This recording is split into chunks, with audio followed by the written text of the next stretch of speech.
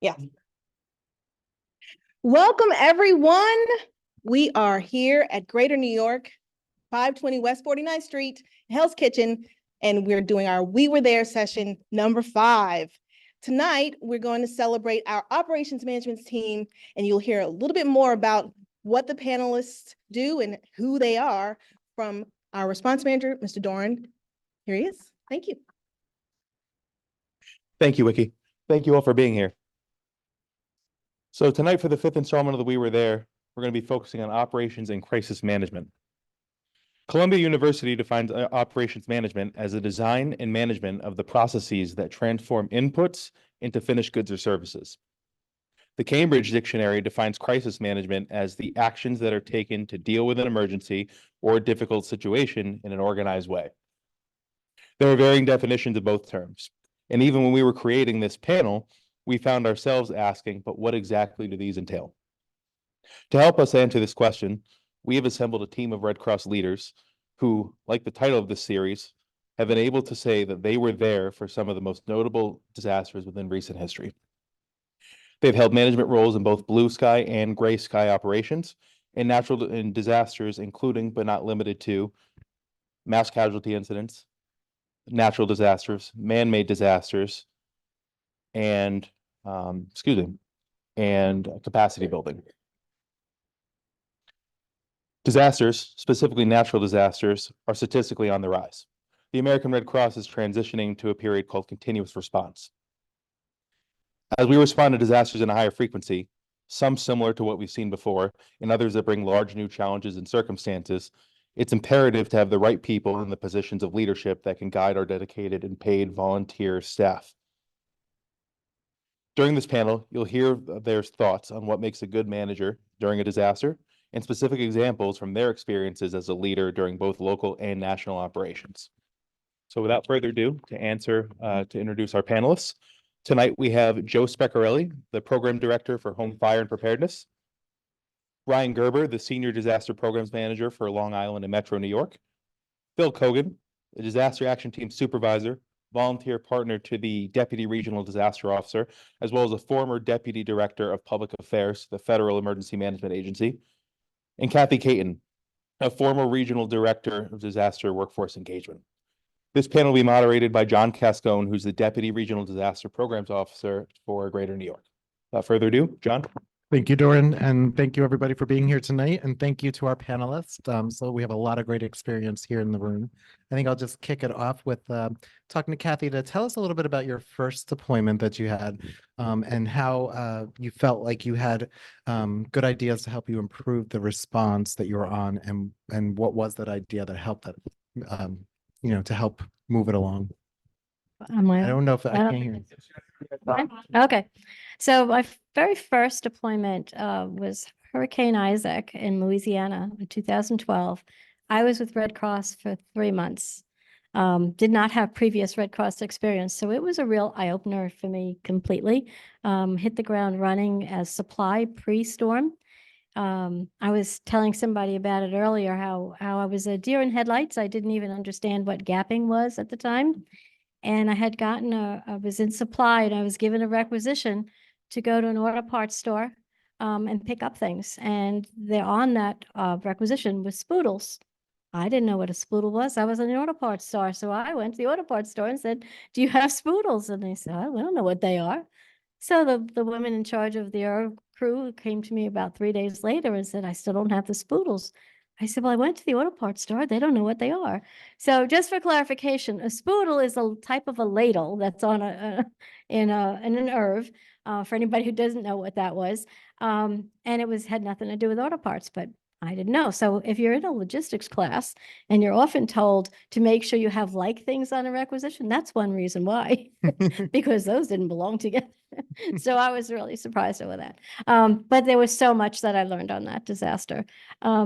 I don't know how much I did to improve. I think one of the things I bring to the logistics, especially back then, was a personality of serving people, because one of our customers in logistics are Red Cross volunteers, and not everybody treats Red Cross volunteers, or not every Red Cross volunteer was treating Red Cross volunteers with respect back then. And I guess I was new and I just did, and it was a big eye opener for a lot of folks in logistics, that deployment. Besides, I spent 2 weeks on the job and they sent a team in of 3 people later on, and I spent an entire week correcting all my mistakes, but I learned a lot. So it was good. Thank you, Kathy. So Joe, what would you consider to be the first major event that you were involved with as far as Red Cross? First major one, I think, was actually Sandy, right? I was an event-based volunteer at Sandy. And I came in Suffolk County, and Liz Barker was the senior DPM back then. And I joined just as an EBV. They told me to go to this place in Mastic, and I chatted with her for like 10 minutes. And then she said, well, good, I need somebody to be in charge of the site. And so tag her it. And she partnered me up with another Red Cross volunteer at the time. And I was just like, oh, okay. And so that was, it was local, so it wasn't quite a deployment. But it was definitely one of the larger responses I think I did in the early part of being a Red Crosser. Okay. And so I know that one of the expressions that gets thrown around with Red Cross is Semper Gumby. Always be flexible. Can you tell us a little bit about your experience, responding to Harvey in Arkansas? Yeah, and so I mean, we all know as Red Crossers, as we deploy, you show up, you say, hi, I'm here, and this is why I'm here. I came in this gap, and they said, that's great, but we need you over here, right? And do that. So I think one of my earliest ones where I actually did deploy out into the United States was Harvey, Hurricane Harvey. I was sent down to Baton Rouge to help at the site that they had to coordinate inbound Red Cross volunteers and emergency response vehicles coming in, because we couldn't move across to Texas just yet. So they needed somebody in an operations management capacity. They asked me to go down to do that. And so I went down and I was doing that, and I was helping to organize. We had people getting trained, and then we were organizing the ERVs. We had about 60 ERVs that had come in to that facility. And then I had to get them organized and set on their track out to Texas, where they were going to split. 30 of them was going to go up to Houston, and the other 30 were going to go to Beaumont. And so we did that for almost about a week, getting that all organized and getting everybody out. And then I was like, okay, so my deployment's done. And they were like, no, you're going to go to Beaumont now. And I was like, okay, great. I'm thinking I'm going to go to Beaumont as another site director and operations management person. And I showed up in the office in Beaumont, and there's like 3 or 4 people in the office there. And I'm understanding from the conversation it's probably one of the harder hit places in Texas. And Dan Worth, some of you may not know, he was the AD of operations there. He's like, so what are you here to do? And I said, well, it's operations management. And he's like, do you know anything about kitchens? And I said, well, like, I know they're in the back of restaurants. I got one in the house, but that's really most of what I know about kitchens. He's like, we're going to have 3 mobile kitchens, and we need somebody to be our feeding lead. So you can go sit over there, and you're going to be in charge of feeding. And I was just like, okay, right. So, and so there, you again, you got to be flexible, right? What is the need that they have at the moment? Why didn't the feeding person get there, or why, I didn't ask all those questions, because we were, everything was escalating, and the operation was starting up.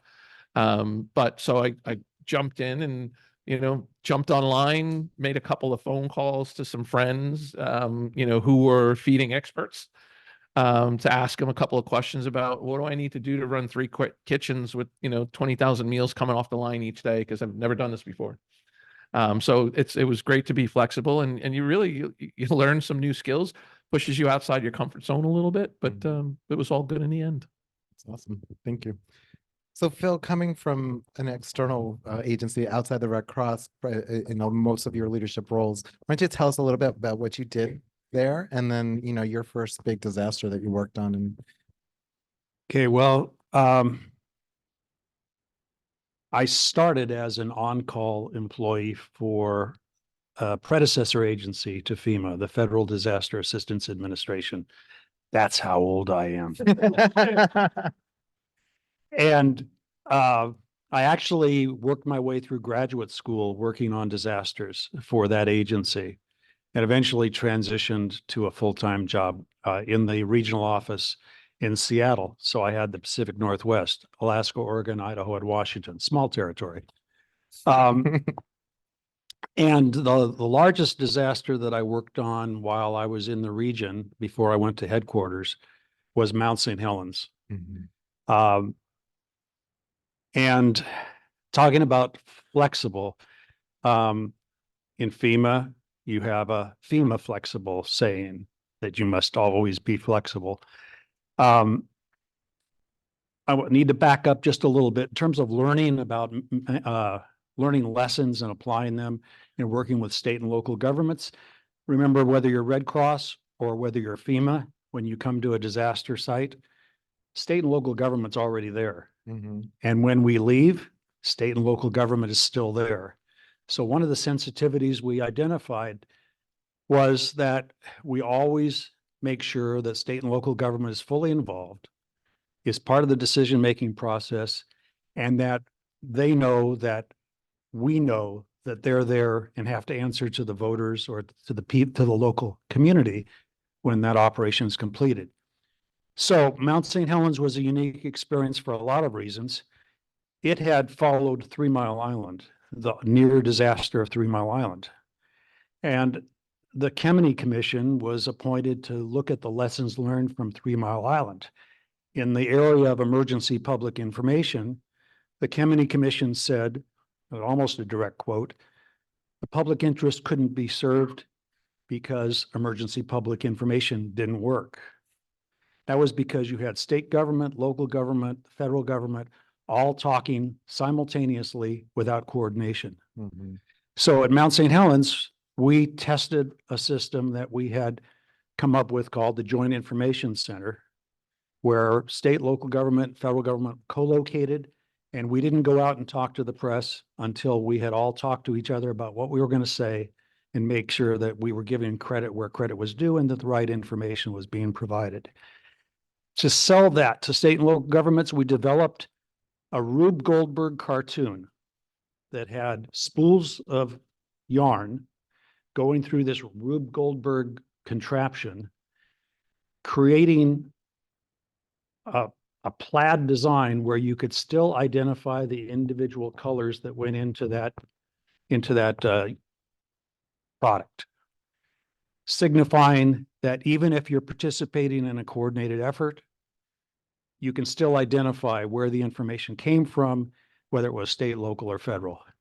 And after that point, we were able to sell the concept of working together without fear that you were going to be subsumed by the feds or the state, that local government, everybody was going to be able to be identified as the source of the information so they could answer to the communities that they served. So that was a major lesson that we learned and applied. And I'm proud to say that the Joint Information Center concept is still being used today in the federal government. Yeah, I actually worked in one when I was in Florida. All right, Brian. So why don't you tell us about your first disaster and what type of leadership role you had on that? So my first disaster that I deployed to was Hurricane Michael in South Carolina, Myrtle Beach. I actually started on a Monday as an employee for the Red Cross, and that Thursday I actually left from the Greater New York City office here to drive down in an IRV to Myrtle Beach. Upon getting there, we were all in their room that they call their hurricane bunker. It's a room with no windows, but that's where they operate out of for their DRO headquarters. And I'm sitting in a chair, and a gentleman named Doug Fee comes up to me and goes, "Oh, you're my feeding lead?" I'm like, "No, I came down here to drive an IRV." And he goes, "No, I need a feeding lead. You're going to do it since you're sitting in the chair." It was a great experience. I thought I was going as one thing, and it's the first time I learned that hearing before I even deployed, oh, you have to be very flexible. And, you know, I was able to say, okay, I could do this. My background from college, I had degrees in feeding, hotel restaurant management. I'm like, okay, not a problem. we had 3 kitchens, we had some corporate partners, Salvation Army. Learning how to coordinate all the different partners was the first challenge I had to deal with because they each wanted to do it their way and they didn't want to collaborate with each other. So getting everyone at the table and having those very hard conversations like, okay, let's not repeat what someone else is doing. Let's make sure that we're all taking an area and a piece of the pie and everyone can work together. So really, that's one of the biggest things I learned from that operation is how to get a team to work together and be cohesive and respond together to support each other in the end. So Kathy, what about how would you describe your leadership style, your own leadership style? Well, on deployment, it's a little bit different than back at home. So on deployment, I think my leadership style at the beginning is to get to know who I have and what skills they have, and what is their knowledge, what are they willing to do, where do they want to go? And then I could work with them individually. Some of them I could just let them run and do what they need to do because they know it. Others might need some coaching and we're starting from scratch. So it's a variety. And there are times that it's not as democratic as conversational. We have to do it now and this is the way we're going to do it. And we just, it varies depending on the situation. So Joe, similar question. So what do you think that it takes to be an effective leader, specifically in a large disaster or in some kind of crisis situation? Yeah, I think, to be an effective leader, a couple of, sure, there's a whole long list of things, but the things that come to top of mind right away are you've got to have a shared vision, right? For everybody to understand what is it that we're all here to try and do? What does that vision look like? Where are we going? And what are we going to do? I think effective communication, which is a big piece. Not everybody does communication well. We all can improve that, frequently. But I think that the effective communication is a key piece to that as well. I also think leading by example. And we don't always see that a lot, but leaders should lead in setting the example and walking the walk and walking the talk, right? And I honestly believe that you can be an effective leader even if you didn't come up through the ranks or through the activity or through that department. But boy, I definitely think it makes you a better leader if you can start as a feeding SA and work your way up to a feeding SV and then a feeding manager and running a kitchen and then become the mass care chief, right? You go through those to come up. I think it really helps in your leadership style if you have that knowledge and understanding. Again, you can lead without it, but I think it also makes people a lot better. Thank you. And so Phil, along those same the lines of leadership, so without naming names, was there a leader that you worked with that you came across that you think was not that effective, and why? And then in the same line, feeling free to name names if you want, was there a leader? Was there a leader that you worked with that you do admire and really feel that you? Do I have to exclude people in this room? Yes. No, not you. People, I would say the leaders that were least effective in my experience I spent 22 years with FEMA. Those leaders were those that told you not what to do, but how to do it. And I've always felt that management style is that if you have confidence in the training and the capabilities of the people that are working with you, that you should just tell them what the mission is. And if you're confident in their skills and abilities, let them do it the way they think it should be done. Unless they're totally screwing up, there's no reason, and you shouldn't be telling them this is how I want you to do it, because otherwise they're slaves. Mm-hmm. I will name the name of someone who I think was an incredibly effective leader, and that was the director of the Federal Emergency Management Agency under the Clinton administration, James Lee Witt.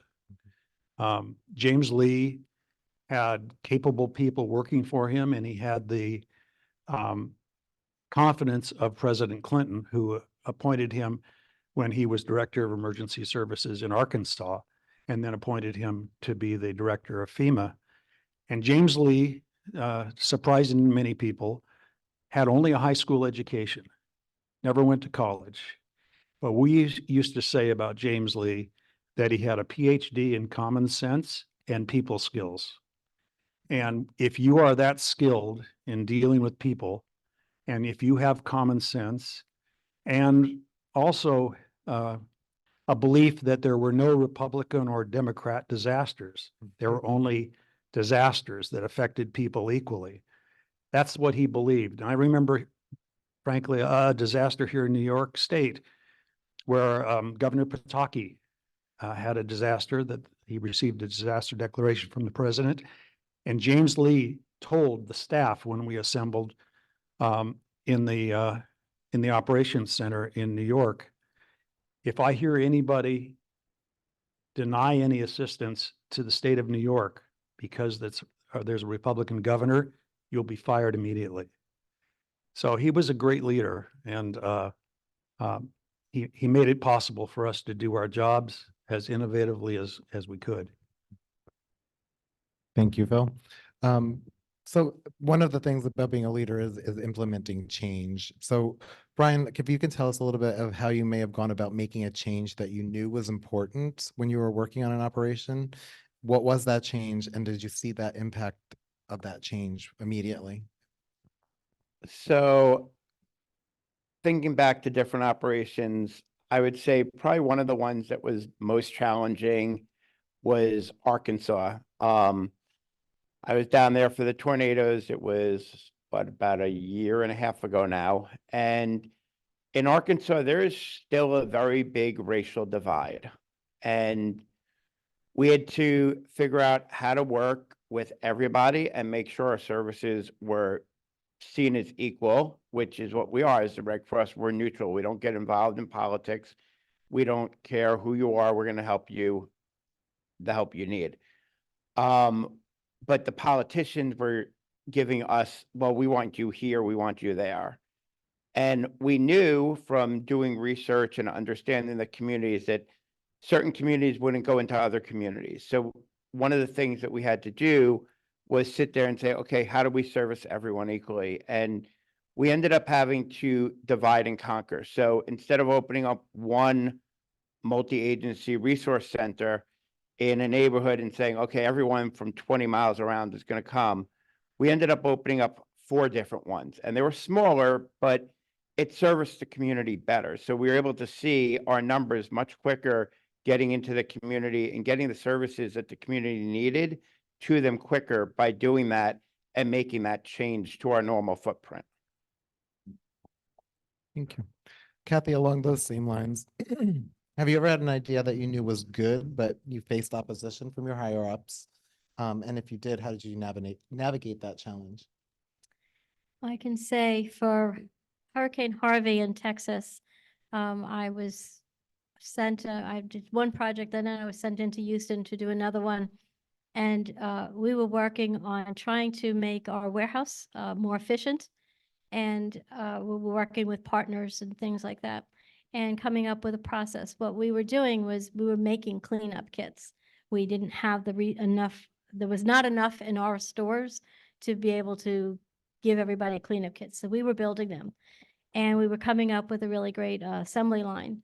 I had some folks on the team that were very young and very smart. And I had some folks who were seasoned and also very smart and had some fantastic ideas. And I had the one young man that I was working with was just kind of took it over. He blew off he was paid staff too, which drove me crazy. He blew off all these volunteers who had these fantastic ideas, but because they didn't think and speak as fast as he did, he blew them off and he took over the project. And he was blowing away 6 volunteers who were phenomenal. And I had to really fight him on it and get him to listen and understand that there's a lot more to doing projects and managing things than just doing it yourself. you need to stop and you need to listen and you need to give everybody else a chance. And that was a struggle to get him to understand that. He was your superior? We were equals. We were supposed to be partner leaders on that.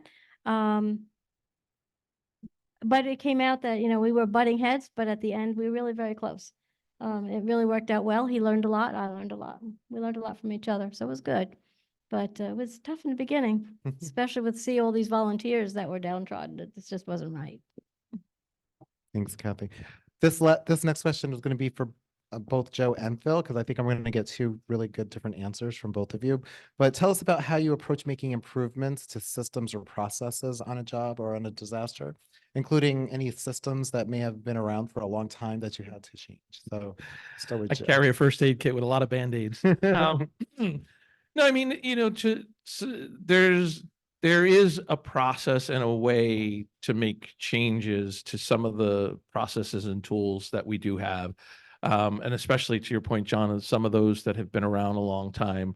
I think, the first piece of it is really, assessing what is its function, what is it supposed to be doing, why isn't it doing it that way, and then how do we correct it? But it's also bringing other stakeholders who are involved in that system or process or tool into the conversation to kind of do a little bit of an analysis to come to a realization that, yes, we do need to change, or no, we don't need to change. But we always have to do, when we do that, is what is the business process? And even for the American Red Cross and what we do, we have business processes. So let's talk about what that business process is first. What's the use case in the business process? Then we can design and build a tool for it, or tweak a tool that has been built that may not be serving the needs of that process, right? So it's a lot of collaboration, coordination, communication, right? And really being crisp in defining what that use case is and what that business process is before we take the next steps. Thank you. Phil, do you need me to repeat it, or do you have the gist of the I think I question? got it, or else I'll just make stuff up. One of the things when you're, my responsibility as the senior public affairs person on a presidential disaster was to figure out ways to get information to the people so they knew how to recover. Traditionally, it's no more than issuing news releases, calling up media, radio stations, TV stations, so forth. In the U.S. Virgin Islands on Hurricane Marilyn, radio stations were off the air, television stations were off the air, newspaper wasn't publishing, power was out. So we had to figure out, how do we get information to a public that it's not capable of being served by the news media. I mentioned before about having the support of senior leadership. We said they don't have radios. There's no way we can get power to the radio stations. We can put power up on the mountain for the TV station. They don't have any programming. So we said, we need to buy transistor radios. We bought 10,000 transistor radios and had them shipped by air to the Virgin Islands, and we started passing them out. We brought power in for the radio stations and put a generator on top of what qualifies as a mountain in the Virgin Islands, and powered the TV station. And we said, well, we need programming for this TV station. So for the first time in US history, we received permission, I don't know from whom, to bring a Armed Forces radio TV service downlink, satellite downlink, to bring all the programming that normally the troops have overseas. We're able to get permission to use it to broadcast within the United States, which is normally prohibited, so that the public TV station had the best of the three major networks. And so in exchange for us providing that programming, we got 10 minutes of airtime every hour to put information out. Same thing on the radio stations. So that was kind of creative thinking that our team came up with, because I had engineers, I had journalists, and a really good team that could provide that information. And then the third thing we did was we put a satellite feed up that could be seen throughout the United States so that media around the country could learn what was happening in the Virgin Islands. And we recreated that later for the Northridge earthquake. Couldn't have done that without senior leadership giving us, basically telling us what I said before. They didn't tell us how to get information to the public. They just said, your mission is to inform the public about this emergency and how they can recover, and you figure out how to do it. And that's what we were able to do. So you've mentioned the Northridge earthquake. What happened with that one?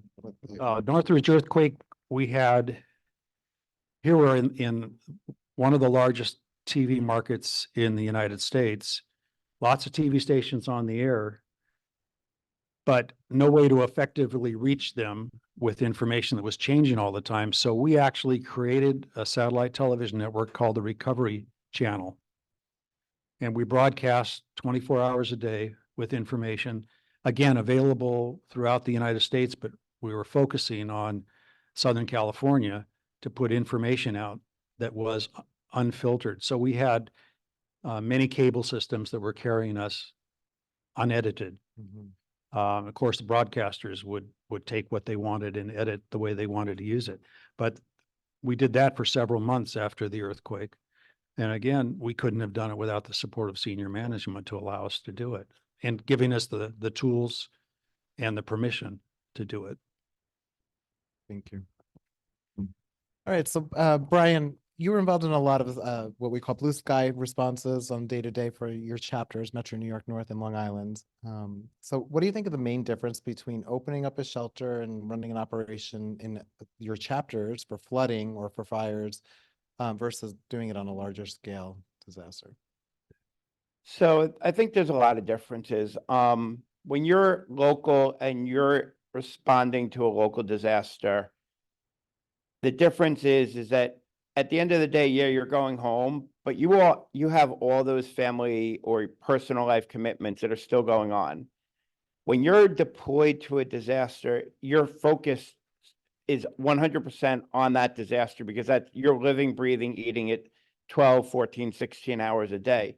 Yes, you're doing that locally, but you still have those other components that are still affecting you while you're home. So home life, commuting, all that stuff plays a big role. Local disasters, one of the nice things are you're able to help your local community. So it's a community that you're dealing with day in and day out. The emergency management folks that you're dealing with, the fire department captains, the crews and everything. These are all people that you know very well. And you're seeing how you're able to support with your team because it's not just a one-person operation. We're talking 10, 15, depending on the scope and size. It could still have 20, 30, 50, 100 people locally operating it like we did during Ida North when we had flooding with multiple fatalities in our region. So you have the stresses, but you also have that reward factor that knowing that you're supporting your local community directly. Thank you. Kathy, I know you have had some experience with the Las Vegas shooting. Why don't you give us a little bit of insight of the difference between working that type of mass casualty incident versus working, your typical hurricane response and the challenges that you may have faced at that? Yeah, so that was a tough one. So many people who lost their lives so senselessly on that one.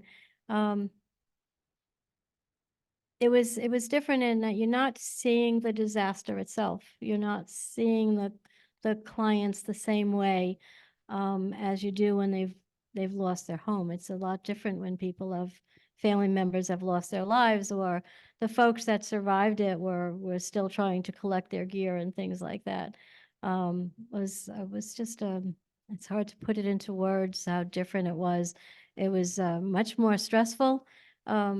As far as being Red Cross,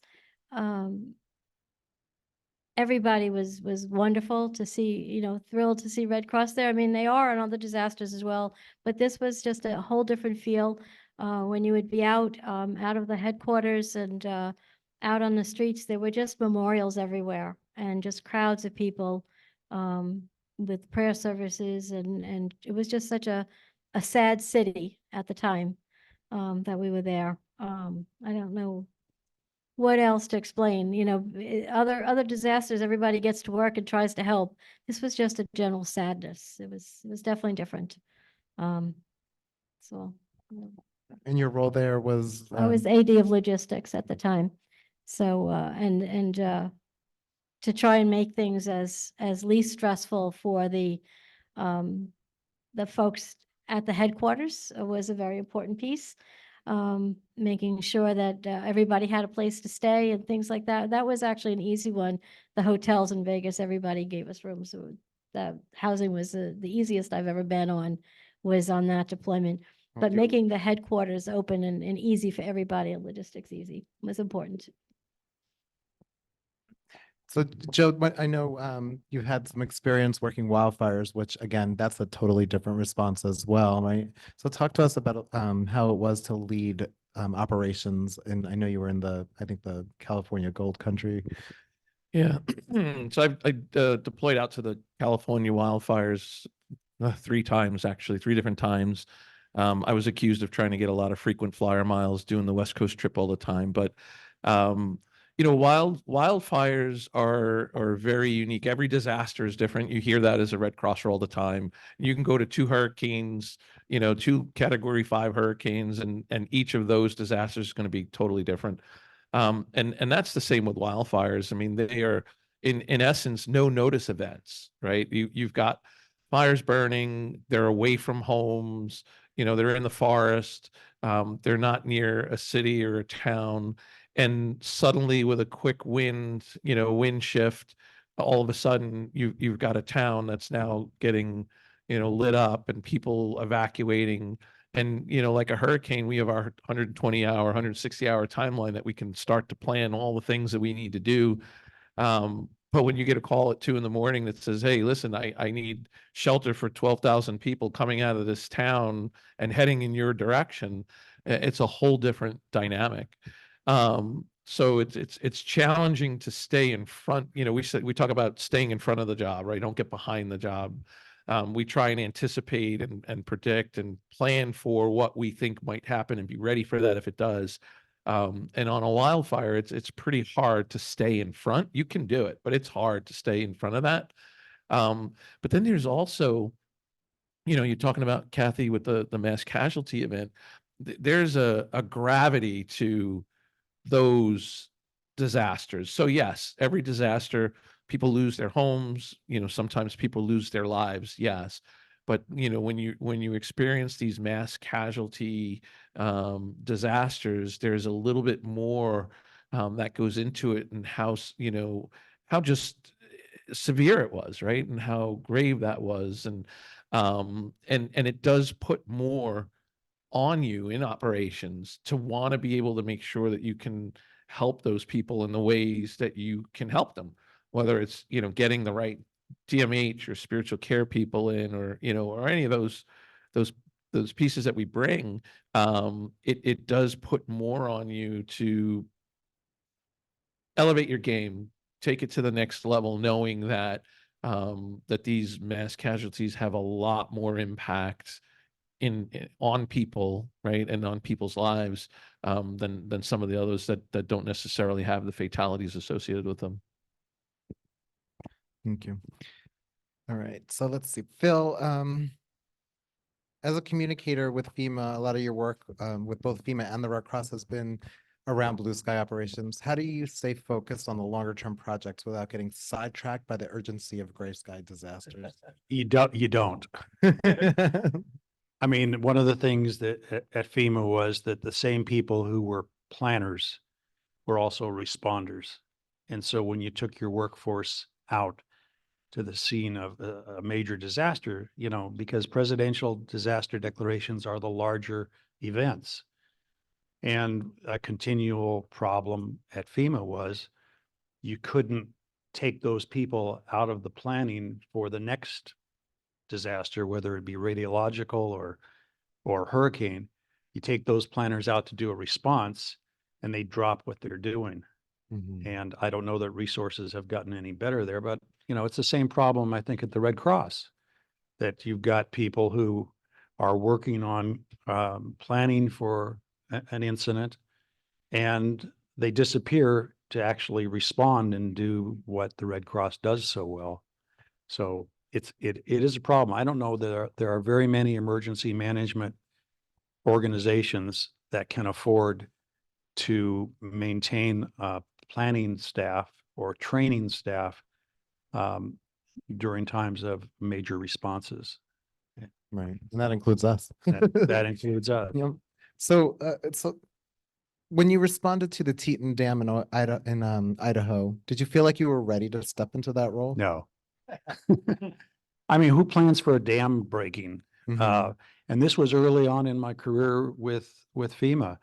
And I was a standby employee. I was part-time. I was working my way through graduate school.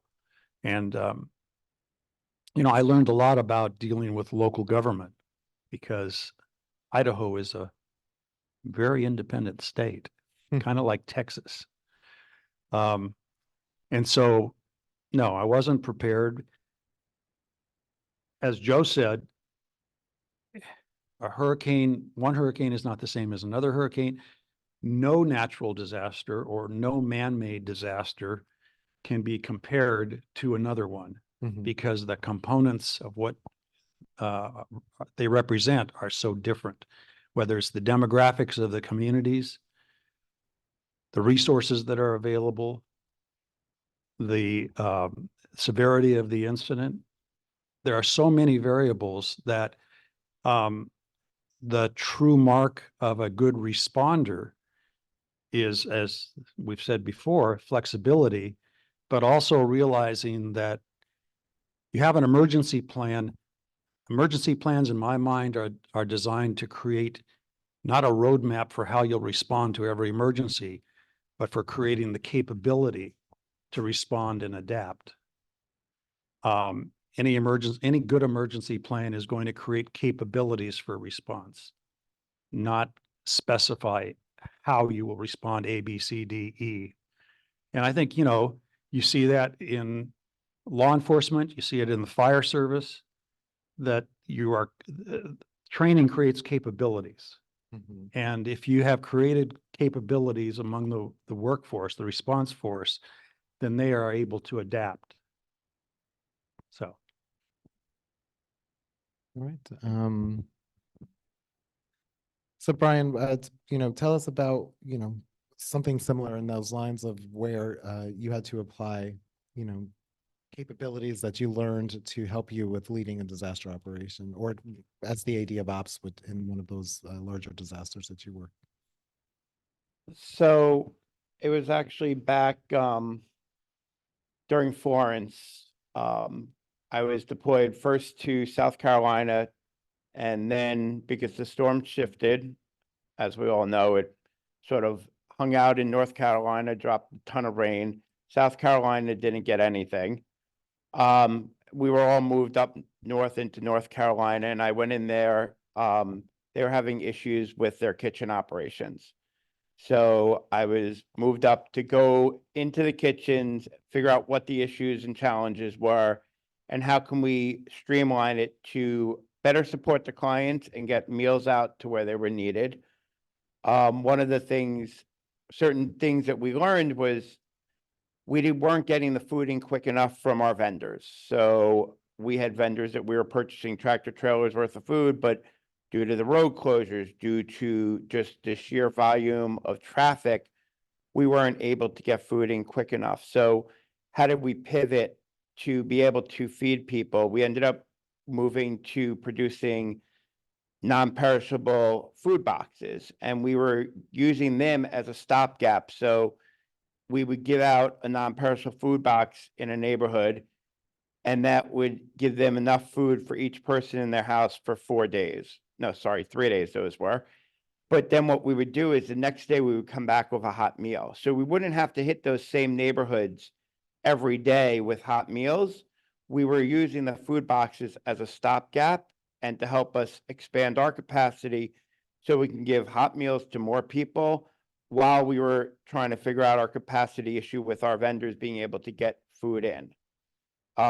We actually, on that operation, went through our government liaison folks, and we were able to access the food that's for the school food programs through the US government. And we were able to actually get access to some of that food that they had. And we were able to supplement then our volume, which helped us produce more through our Southern Baptist partners in the kitchens. So you took the food products from the schools and the Southern Baptist helped prepare them? Yes, so yep, we were able to work with the USDA, worked with the state government to get the inventories done. So that way, after the disaster ended, the USDA literally replenished with fresh food right to the schools. And that food would have ended up going bad because schools were out for so long anyway. So it was a win all the way around. Thank you. All right, so we all know that partnerships are something that we are really vital to the Red Cross and other organizations when it comes to disasters. We can't respond alone. Kathy, one of the big partners that we still work with in Greater New York is the FDNY DART group, and they've been an amazing partner. Can you tell us a little bit about that group and how we've worked with them? Sure. So the DART stands for Disaster Action Response Team. They are fire department, New York City Fire Department members who have joined this special team. Some are retired, some are active firemen, and they have a process where these folks can deploy out. What we've been able to do was a team of 10 people or more would go out as a group. We've done training, we've done some condensed training for them. Because they already have so much knowledge. It's more to give them the Red Cross knowledges that they need. And they would get together and say, yes, we're going to deploy. They'd come here, we'd get them all together. And they would go out mostly for shelter teams or for distribution of emergency supplies. They also worked with the FDNY New York City, and you were able to, I'm actually going to clarify because you got paid for it or you did not have to use your vacation time. You got the time off, but didn't have to. Right. Oh, they did donate their vacation time. Okay. Their vacation time. So they did their own time and volunteered their time. They did have to get permission because their shifts had to be covered. And they would be out for that 10 to 14 days. An amazing group of men. I've been out on deployment where they were there. I rely heavily on the DART guys. When they go out to do distribution, they know how to get to the community and get to the right communities and make sure the supplies get to the people who really need it. And I've had their advice when they've been out and said, look, we've been in this community 3 times. They don't need this stuff, but we found out this place and this place, and we were able to shift routes. Fantastic group of men. They're big hearts and really out there for us.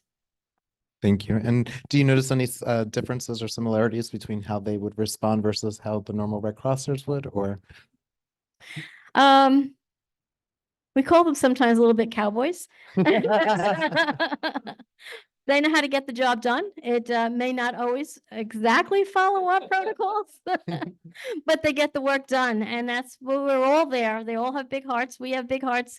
That's why we do what we do. And they're there to help people. And if they have to go out a little bit out of our policies, they do it, but they help the clients. And that's what we're there for. That's really what we're there for. Great. Thank you. So Joe, you came in as an event-based volunteer, you said earlier during Sandy, how do you feel that, we can improve the way that we work with our event-based volunteers on larger disasters? And do you think that, we're ready here in Greater New York to pull that trigger when we need to? Yeah, that's a good question. I mean, reflecting back on the process for becoming an event-based volunteer was pretty straightforward. It was like, go to the website, put in your information, and somebody will call you. And I don't think I just pushed send for 30 seconds and the phone rang and they were like, hey, what are you up to? So that part was good. I think that as an event-based volunteer, I wanted to help. That's why I raised my hand. And I was able to get in and immediately help. And so think about, Sandy and how big that was for us here in the greater New York region. I I didn't take logistics, overview. I didn't take mass care overview. I didn't take any training, right? They did a background check and said, go to go to this location and meet Liz Barker. But I think that the the leader that is in charge of that site, or the people who are in charge of onboarding and bringing those event-based volunteers in, are critical in the process, because Liz was able to figure out, hey, what do you do in real life? What do you like to do? What are your skill sets? Right? We had literally a 30-second conversation about a couple of things, and then she's like, good, you're going right here. And she knew where to plug in that skill set, right, to help the operation out. And I think that if we do a good job of sizing that up and figuring that out, in real time, we could be really, really successful. And the event-based volunteers would have a really good experience, right? They were like, oh, she didn't know me. She plugged me in, and I was able to do all this stuff, right? And you feel good about, the reason you signed up and do that. I do believe that, the training part is really going to help once you get past that piece. But,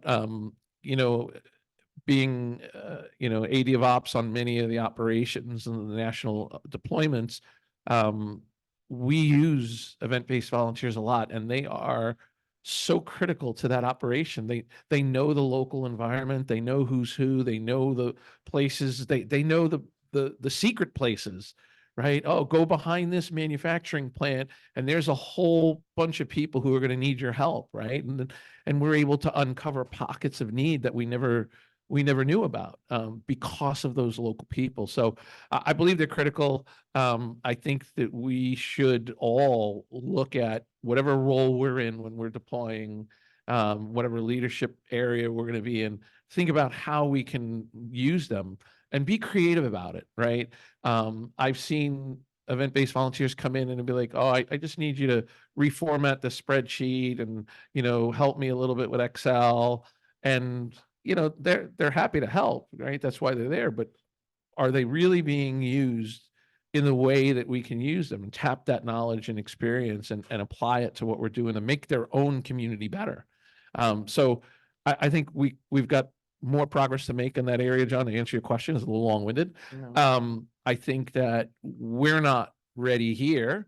I think we could always do more to be more ready, especially, being where we are, right? The 12, 13 million people that are within our purview, is a little bit unique, right? In that small compact space. And oh, by the way, a couple of islands and a lot of water next to us. So I definitely think that we should, as we practice and as we have our day, our blue sky meetings, let's think about if and where and when can I plug these EBVs in, and how can I best tap them for what they're going to bring to the table.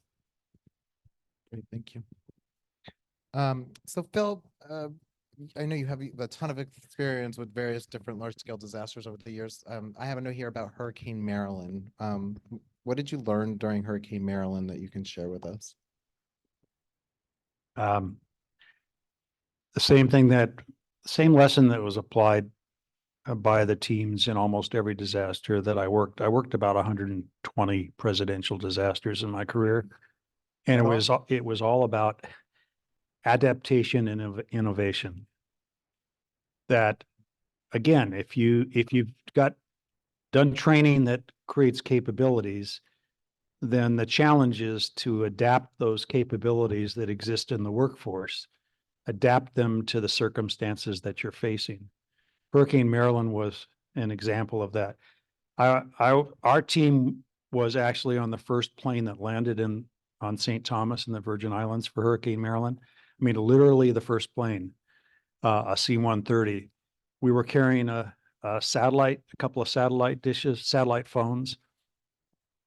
We made them available to the TV networks to file the reports. Wolf Blitzer happened to be on with us, and a couple of other networks. we, one of my friends, we called Bill Riley, we call him Radar Riley. He was my deputy. Radar commandeered a luggage train, you know, the things that From the airplanes? and he went through the airline terminal and acquired supplies because we only brought a certain amount. And among the supplies he acquired was ice cream because it was going to melt anyway, because there was no power. So he went and he supplied what we weren't able to bring with us. And it was an example of the kind of innovation that the team came up with. Also commandeered a couple of cars. And it was like any other disaster that we worked, is that you knew what the mission was. You knew what you needed to accomplish. If you brought the tools with you that you could use to accomplish that mission, fine. If you didn't bring the tools with you, go find them. And that's the adaptation and innovation that is required of us, whether we're Red Cross or FEMA or local government. It's Or DART. or DART, yes. Yeah, yeah. So that's what we applied it at Maryland. We applied that at Hurricane Andrew. We applied it at Hurricane Frederick in Alabama and Mississippi. It is the way you respond. And again, you know, in the Red Cross, we train people and we establish capabilities. We have to let people loose once they have the capabilities to come up with the answers, because they don't all come from senior management. They all didn't come from me. I had good teams.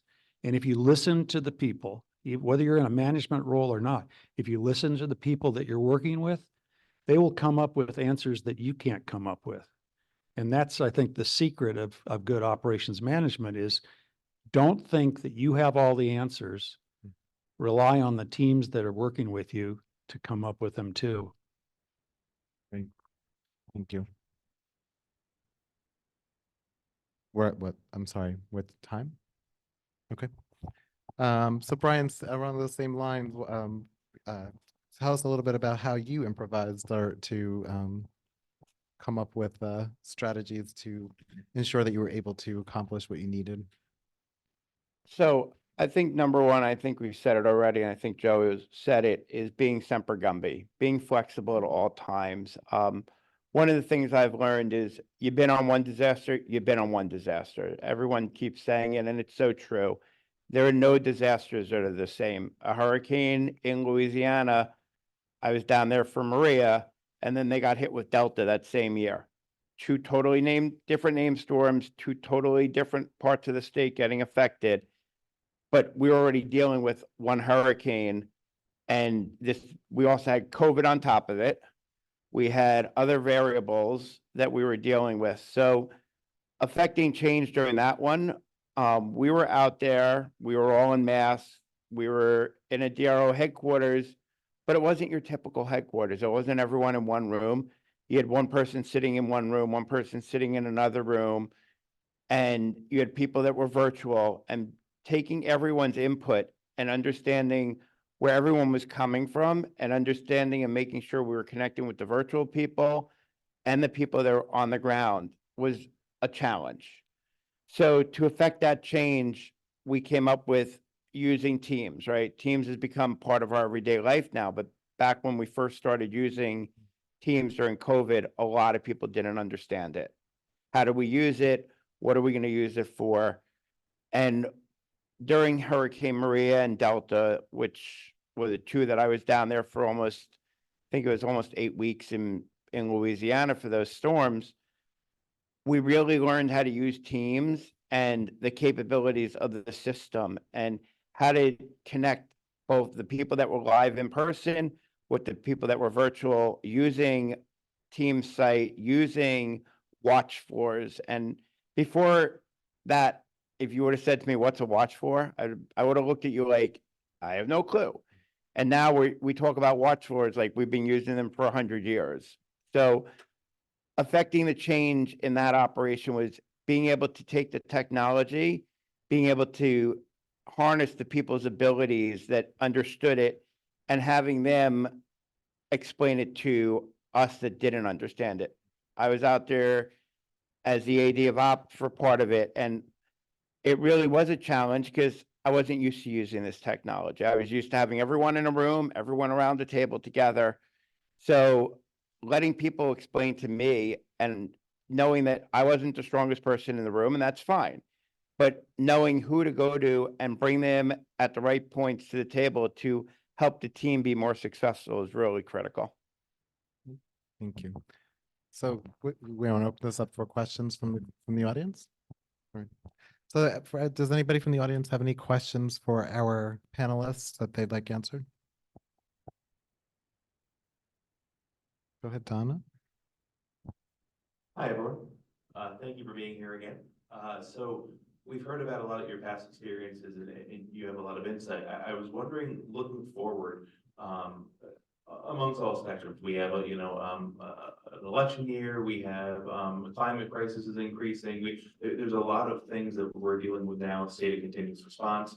What is your biggest concern with the Red Cross being able to respond? And they will respond, but what is the biggest challenge that you see us facing going forward within the next 5 years or so? So I'm just going to repeat the question so the folks on Zoom can hear. So what do you see as the biggest challenge the Red Cross is going to face within the next 5 years based on the challenges that we're facing with the climate and other challenges you see with, happening? So this was directed toward any of you. I'm sorry. Okay. From my viewpoint, one of the greatest challenges is disinformation. People who are affected by emergencies are clinging for any information about where supplies are available, what assistance is available, who's eligible for assistance. And the way we have become divided in our society does not lend itself to community. It lends itself to competition among individuals and families. So I think the Red Cross is going to have to be capable of responding to and tamping down rumors that don't represent the reality of disaster assistance and emergency assistance. I think one of our challenges is going to be able to have enough workforce to be responding 12 months a year, the way we're doing. We need to, as Joe mentioned, the event-based volunteers, we need to come up with more ways of being able to get our local folks that want to help in their own communities. How are we going to incorporate them into our workforce faster than we do now? I implore everybody who is an activity lead that when we stand up, start thinking of what can you have event-based volunteers? What do we need to train quickly so they could get mobilized fast? Yeah, I mean, I agree. Capacity is really going to be critical, right? In any case, whether you're FEMA, whether you're Red Cross, it doesn't matter. Capacity is really going to be the gating item that's going to help you be as successful as you can, as quickly as you can. But I would say that one of the challenges that we're going to see, we've seen it, but we're going to continue to see is how do we get communities to understand that they need to own some of their resilience and some of their mitigation strategies and some of their preparedness strategies, right?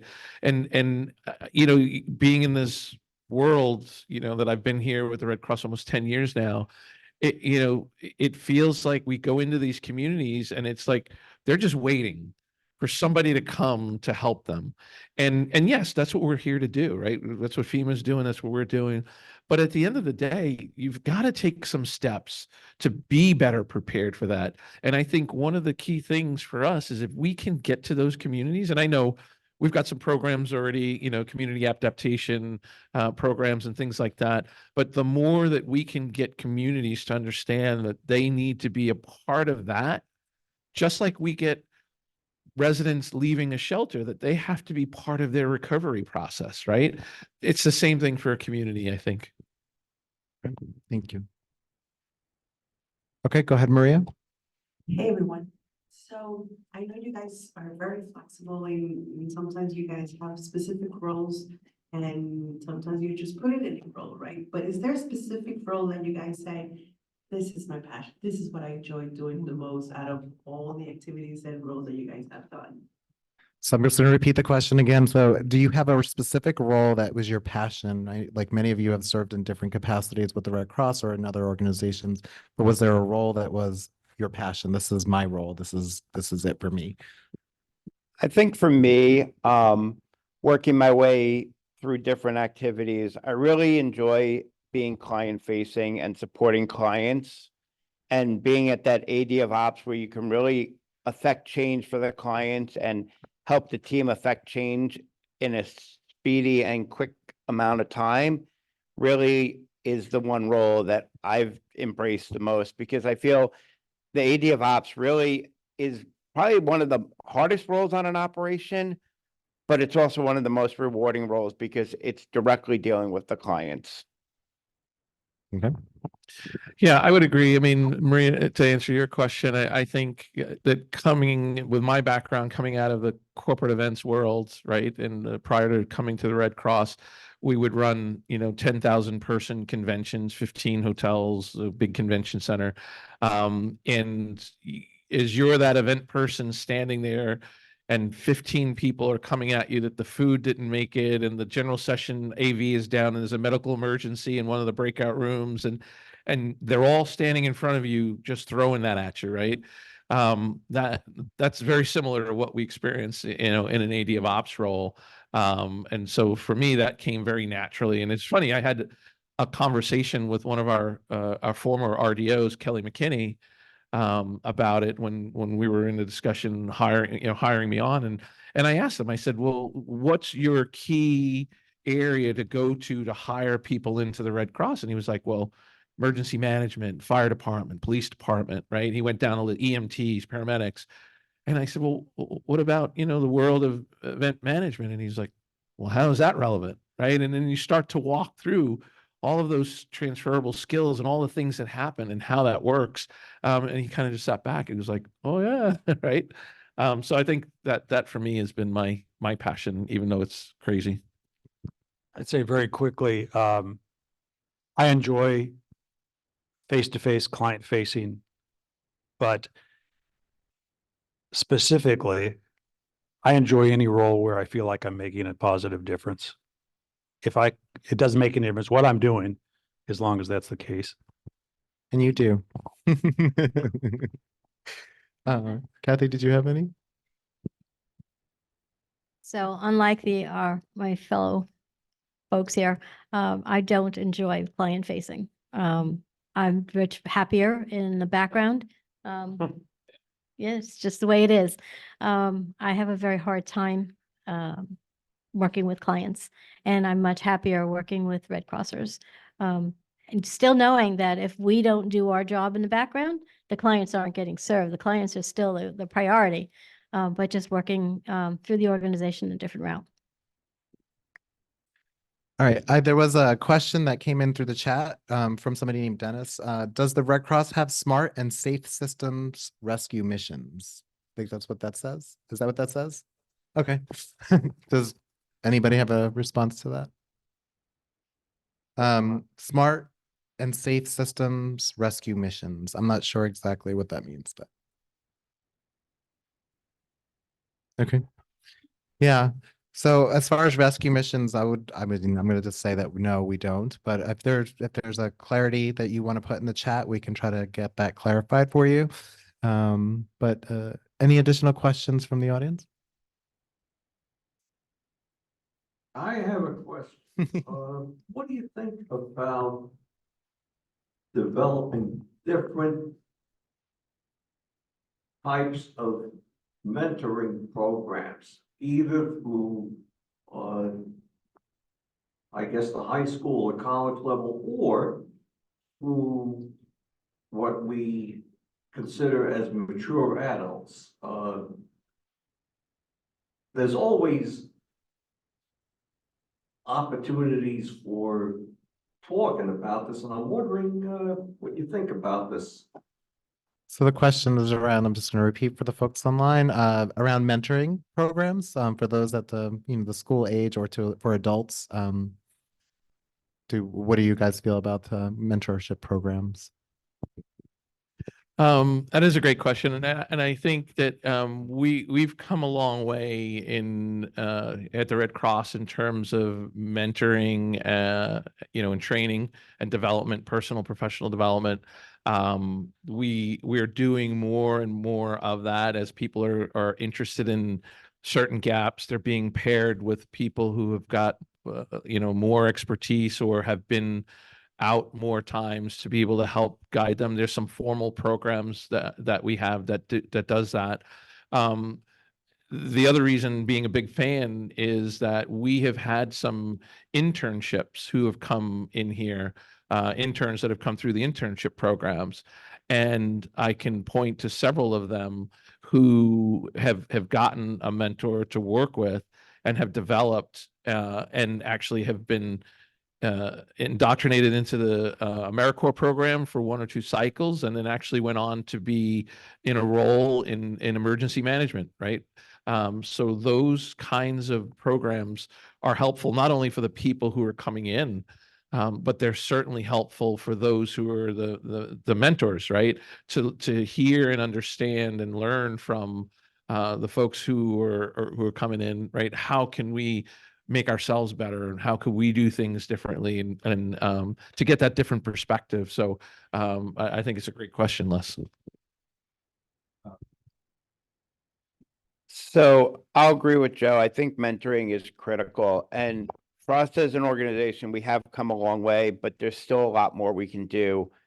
You can see even at the college level, more colleges are bringing on emergency management programs. And how do we harness that knowledge of that generation that's going through these programs, which eventually are going to be the leaders in emergency management? How does the Red Cross get that knowledge with the students now? And how do we harness that knowledge? So I think one of the ways right now is we're using AmeriCorps. We have members also from Senior Corps. So the Red Cross is getting better at using the tools that are out there. But I do think there's a lot more we can do, especially when it comes to harnessing the next generation of who are going to really be the leaders as climate change changes and as natural disasters continue to grow. We saw $28 billion of disasters last year. The numbers aren't going to go down. They're going to keep going up. So we need to get that next generation into the pipeline and harness those skills that they're going to bring, which is a different skill set than what's in the arena now, right? Because a lot of people that are leaders right now, a lot of them didn't go to school for emergency management. And we want to get those people into our pipeline so we can be a more successful organization. Any of our other panelists have anything there? So I'm just going to say something that Phil had mentioned earlier in one of the things he was talking about with the government, with having the local government, that they're there when the disaster begins, and all the support comes in, and then they're going to still be there when the disaster closes. It's the same thing with the Red Cross. The local region is there when the disaster starts. We'll get the visiting staff and sometimes visiting leadership, like our National Incident Command team will come in and they will run the operation. And then when they leave, they're turning that back over to the local region. I think that there's a lot of opportunity there for the Red Cross to mentor our future AD of ops and ADs of logistics and all of the other various operations management roles that we have. And I think they are looking to do that more now as these operations unfold. It can be more expensive to do so. So I think that we have to be creative around that. But it's going to still be the local region that's going to be there when those visiting staff leave. So if we can incorporate more of that mentoring, when feasible, I think it will be a better off with your whole organization. More questions? Okay. All right. So question from Deb Basenwine. How do you see yourself as a mentor to a person looking to advance their volunteer status? Any of you have a feedback on that?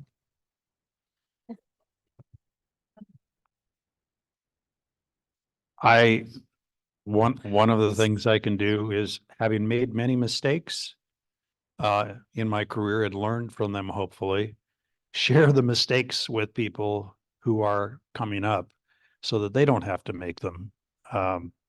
That's the advantage, I think, of being experienced, is that you've made lots of mistakes along the way and hopefully learned from many of them and haven't repeated them. And so that can be useful to those that you're mentoring. Okay. Anybody else have anything on that comment before? Nope. Okay. All right. So next question. Are there tools like GIS or geographic information systems that you think that should be scaled up to help in disaster response efforts? I'm sure you can answer this. So yeah, we do. There are some tools that we have. We're actually in a transition to some other new tools that the organization is going to be standardizing on. But that we do have ArcGIS, Web EOC, which is another one that a lot of the emergency operations centers use across the country. So there are some tools there. There is actually, if anybody who asked the question is interested in that, you can learn more about that in the information and planning sector.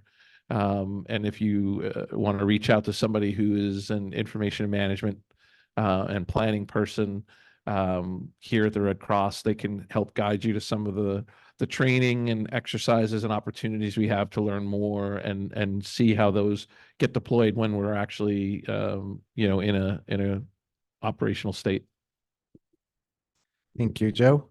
And yeah, we actually just migrated over to a new ArcGIS system, I believe, from our former system. So the GIS systems are definitely used for large scale disasters. All right. So what advice would you give to someone who is just starting out with the Red Cross? Ben? I think one of the biggest things is don't pigeonhole yourself. You know, if you came in as mass care feeding and you want to go experience what is it like to be in a warehouse, don't be afraid to get outside your comfort zone. Go and learn everything you want to learn, because just because you came in as one activity doesn't mean you have to only stay there. Really take advantage of all the opportunities that the Red Cross has.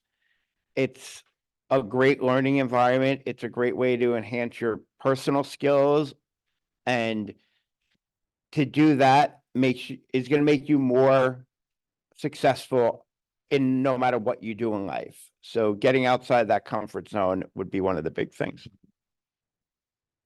And I would say, attach yourself to someone who is experienced and ask a lot of questions.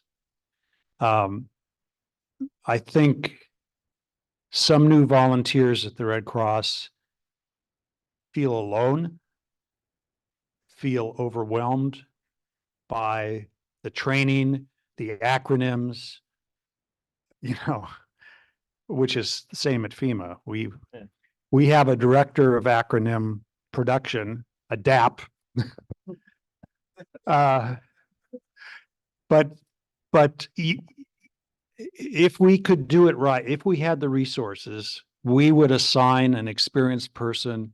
In fact, we tried to do that, assigning an experienced Red Cross volunteer to every new volunteer. So they'd had a phone number and a name of someone they could call saying, does this make sense to take this training? How many times should I sign up for a DAT shift? I mean, any kinds of questions like that. And, we don't really have the resources to do that. But in the absence of that, the advice is, if you're a new volunteer, find that person and latch on to them.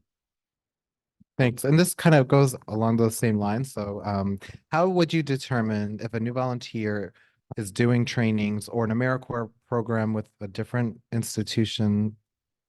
Sorry. How would you determine if a volunteer is doing trainings or if an AmeriCorps program with a different institution or site is ready for field work? So I'm gonna interpret that as, how would you determine if a volunteer has completed trainings and is ready to go in the field? How are you gonna make that determination? I think one of the things is, yes, our trainings are very important, but one of the things we do is we say people have to do trainings before they can go in the field. And I think we need to pivot a little bit and say, yes, we want you to be doing the trainings, but we want to get you out in the field quicker, because if people feel connected to the mission, they're actually going to get through the training sooner. They're going to be more motivated. So it's the balance between the two of getting people out with the experienced people so they could see what's going on and encouraging the training simultaneously. Okay. I think to coincide with that is some of the exercises that we do in this region. We're a region that does a lot of exercises. Not every region has the opportunities within the region to do what we do. And people should really take advantage of those exercises because it gives you some of that hands-on discussion and experience without actually being out. It gives you a picture of what it's like. It's always more hectic when you're out, but it still gives you something to feel that you have a handle on. And I know Workforce often does classes, sessions on all different types of activities. So maybe you came in as mass care, attend some of those other sessions and learn about the other activities so that you could also find out who are the key people in those activities to try and, as Phil mentioned, question them and ask them questions and to learn more. You don't know what you don't know. And if you ask questions, that's how you start to learn more. Any other questions from the audience? Hi, everybody. You all have your whys, why you do what you do. My question is, what keeps you doing it? For as long as you have. So the question that was asked in the room is, we all know the whys of why you've been doing what keeps you doing what you do every day to support disaster operation?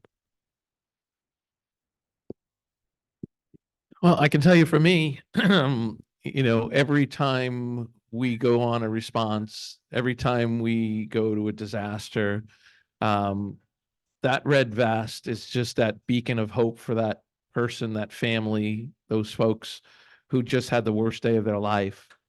And we made a difference. We put a smile on their face. We set them in the right direction. We gave them their first step to some semblance of normalcy, whatever that might look like after that. And just to know that all that, when you think about these disaster operations and what we're doing, right?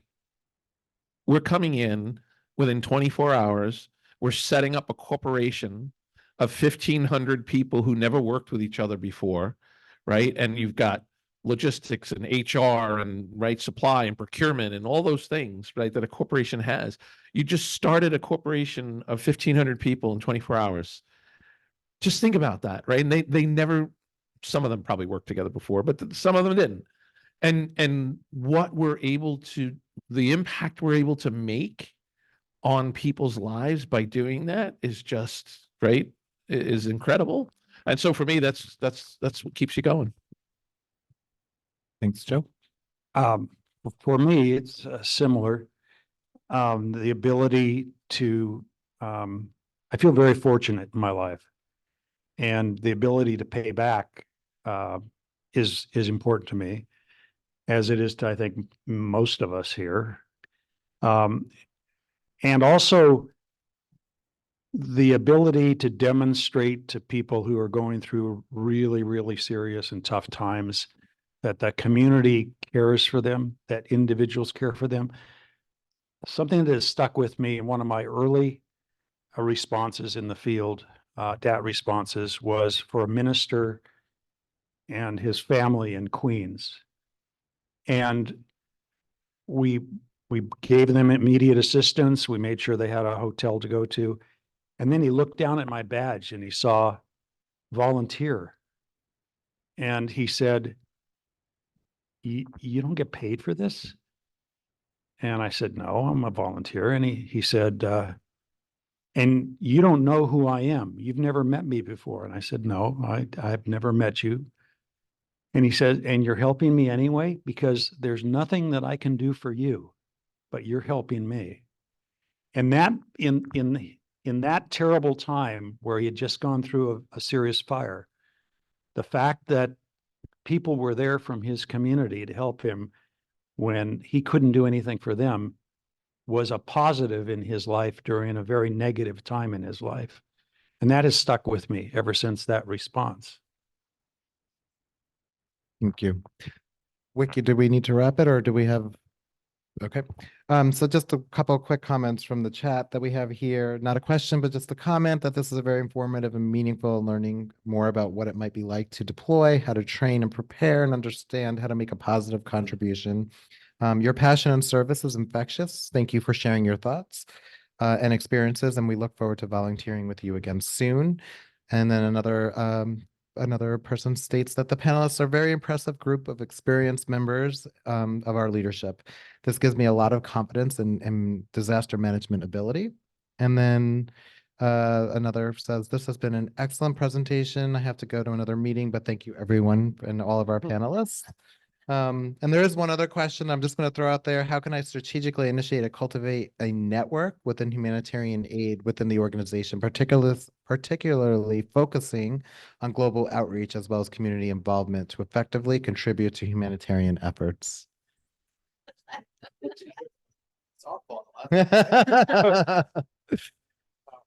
Yeah. Yeah. Well, as far as globally getting involved, there is our national, our international services, and I'm sure Lalita would be happy to talk more about that.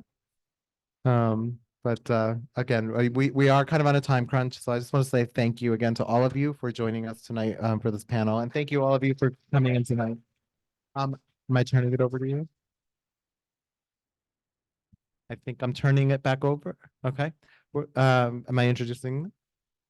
All right, I'm going to ask members from our disaster assistant action response team, the DART, to come up. We have a special presentation that's going to occur tonight. And your name? Thank you, Rico. Thank you. Thank you all. My name is Rico Diaz. Steve, I'm the former president of the Disaster System Response Team. The current president is here today. While I was president, as Kathy mentioned before, the Disaster System Response Team is made up of firefighters from New York City, professional paid firefighters, but they volunteer their time in a partnership with the Red Cross to assist the Red Cross in its missions to assist civilians at times of disasters, man-made and natural. So I've been with the DART team. I've been with the fire department for 35 years, and I've been with the DART team for almost 30 years. My first response was Hurricane Hugo back in 1989. So I've been to all the hurricanes except I didn't go to the volcano. I wasn't there for that one. But just about every other hurricane that was mentioned during this excellent presentation, I've had some experience or exposure to it. But as Kathy mentioned, every team, and as a former military man, we have a term in the military that says in the rear with the gear. You know, those are for the folks that are not foot soldiers in the front of the war, but the soldiers in the front cannot perform their duties without those helping us in the rear with the gear, providing the equipment, the ammunition, the supplies that we need. As Kathy admitted, she doesn't like being up in front. She loves being in the rear with the gear. As members of the DART team, she was instrumental in our deployments. She always made sure that we were there, that we were able to respond quickly.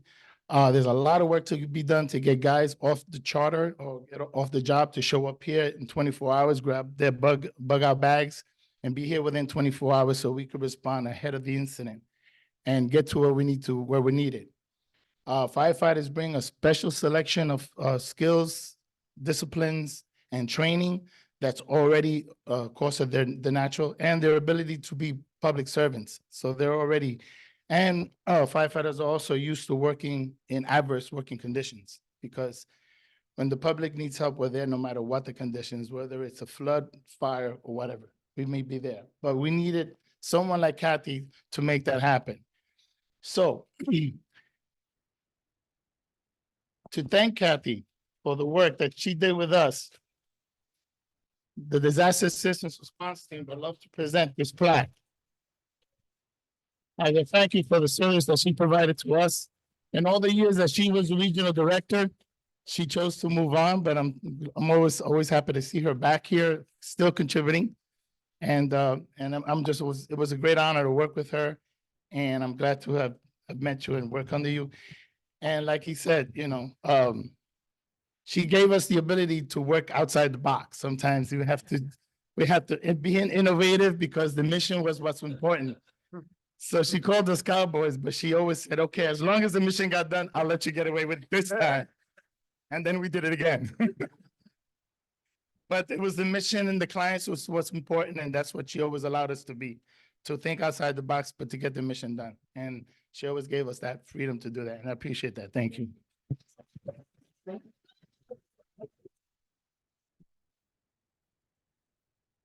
your husband and your family. Thank them for sharing you with us. And all of Thank you, Rico. all of the candidates.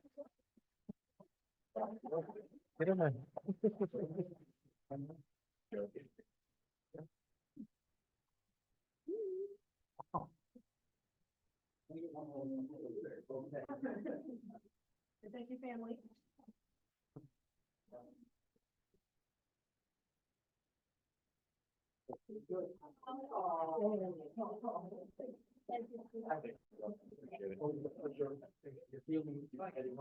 It's a pleasure. Always a pleasure working with you. And with that, we are closing out our We Were There for tonight. We're going to ask everyone in the room to stay with us for a photo, but we'll see you again next time. Thank you. Have a great night.